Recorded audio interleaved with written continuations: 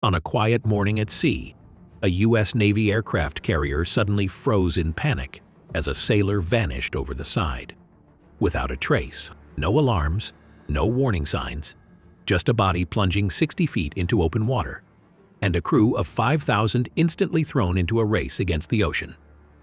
In those first chaotic minutes, every decision, every movement, and every heartbeat can mean the difference between life and death as the Navy confronts the words no one ever wants to hear: man overboard. And what happened next would push the limits of technology, teamwork, and sheer human survival in ways almost no one on that ship expected. A 19-year-old sailor from the USS George Washington disappeared into the Timor Sea on the 28th of July, 2025. One moment, he was part of a normal day at sea, and the next moment, he was gone. Within seconds, a 90,000-ton ship began emergency actions, and that would decide if Jose Antonio Rivera Lynch IV would live or die. In situations like this, every second can decide a person's fate, and every moment becomes more dangerous. Well, when someone falls from a U.S. Navy aircraft carrier, everything changes in that instant. These are huge ships, and they carry more than 5,000 people. So when such an accident happens, they suddenly shift from normal operations to full emergency mode. A fall at sea is not a small thing. It triggers one of the fastest and most coordinated responses in all military procedures. Hundreds of people start moving. Aircraft get ready, and even alarms echo through the ship. But even with all this power and technology, many people do not realize one thing. Yes, the chances of survival are very low from the very beginning. The ocean does not give second chances that easily. So what are these dangers? Well, one of the dangers is the height. The flight deck of an aircraft carrier is about 60 feet above the water. So, if you fall, it will be like falling from a 6-story building straight into the sea. Even during fun swim calls, the sailors jump from a lower place, and that is only about 30 feet. But that is also considered really high. A Navy veteran said, jumping from that height could break a person's legs or even their neck. But height is only the first danger to think about. What we need to know is that when a sailor hits the water, the body goes into shock. Most ocean water is colder than people imagine, so a cold shock happens in the first few minutes. Medical experts who study ocean survival say that rescuers have less than 15 minutes before a person becomes unresponsive in cold conditions. But in some cases, that time drops to only 4 or 5 minutes. The UK Marine Accident Investigation Branch studied many real incidents and discovered that crew members usually get only 11 minutes to perform a complicated rescue under pressure. Well, that is not a lot of time in the middle of the ocean. Cold water is very dangerous, and it takes heat from the body 25 times faster than air. Our hands will stop working, and even our arms will get stiff.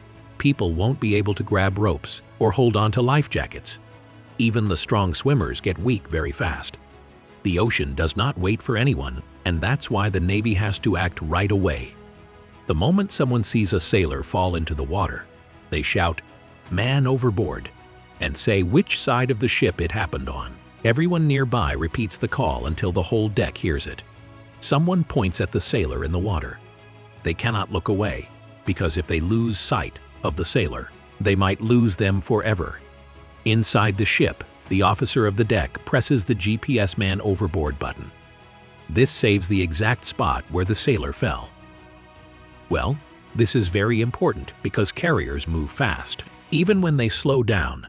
So even a few seconds can send the ship far away from the person in the water.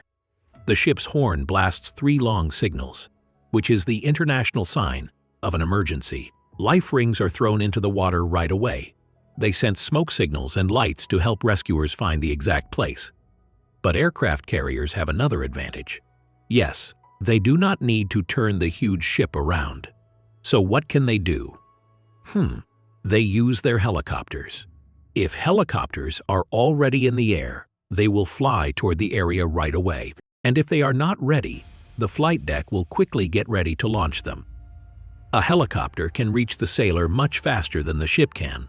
But this kind of rescue is dangerous. Helicopters will face strong winds and shaky conditions. So the rescue swimmers jump into the water to pull the sailor out. These swimmers train for years and risk their own lives when they do this. If helicopters cannot get there in time, small fast boats called ribs are sent out. These boats cut through the waves and reach the person faster. They also carry rescue swimmers and medical equipment. Now, let us go back to the real case of Jose Antonio Rivera Lynch. His disappearance in July 2025 during the Talisman Sabre exercises became one of the biggest search operations in recent years. And the response was huge and involved many countries. The USS George Washington, the cruiser USS Robert Smalls, the destroyer USS Shoup, and several helicopter squadrons took part. Aircraft like the P-8 Poseidon also helped. Even the Royal Australian Air Force and the Australian Border Force joined for 2 days. This team searched 2,200 square miles of the Timor Sea. The water was about 78 degrees Fahrenheit, and the weather was good. Even with these good conditions and so many resources, Rivera Lynch was not found. After 48 hours, the search stopped, and he was declared lost at sea.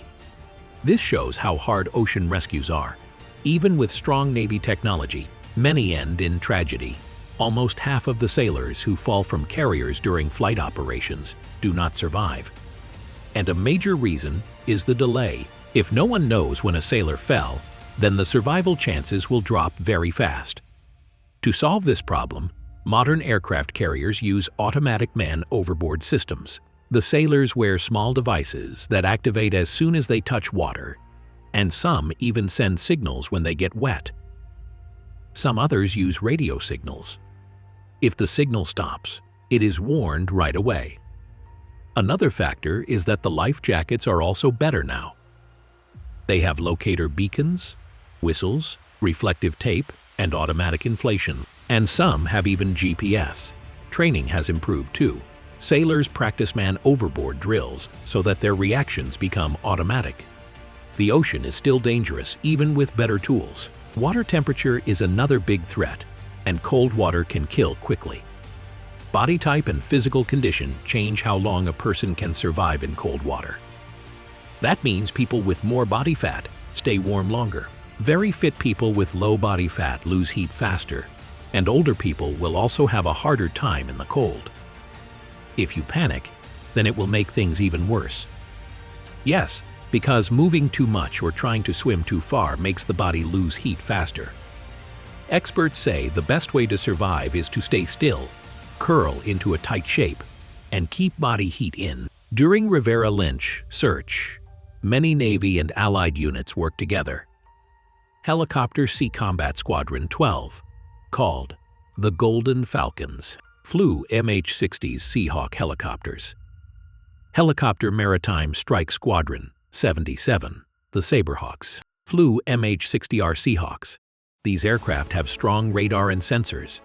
These will help them find things in the water. They usually hunt submarines, but during this search, their sensors will help them find clues in the ocean. Rescue missions also include regional rescue centers, coast guards, and even commercial ships. International law says that all ships must help during emergencies, no matter where they are from. That is why Australian forces also helped in the search.